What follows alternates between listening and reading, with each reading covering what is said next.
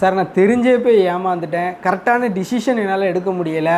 நான் எடுக்கக்கூடிய இன்ட்யூஷன் முடிவுகள் கூட எப்பொழுதுமே தவறாக இருக்குது.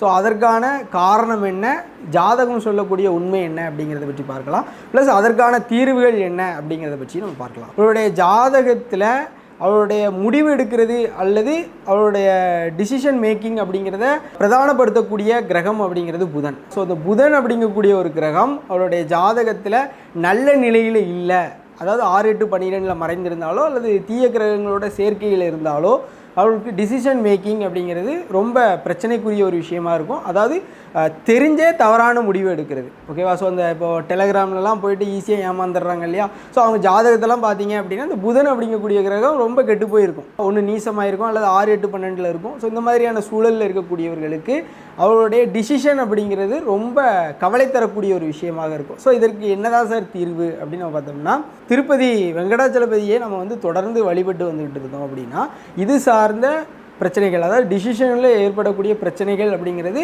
படிப்படியாக குறையும். இது டக்குன்னு குறையாத ஒரு பிரச்சனை அப்படிங்கிறத புரிஞ்சுக்கோங்க. நன்றி, நல்வாழ்த்து.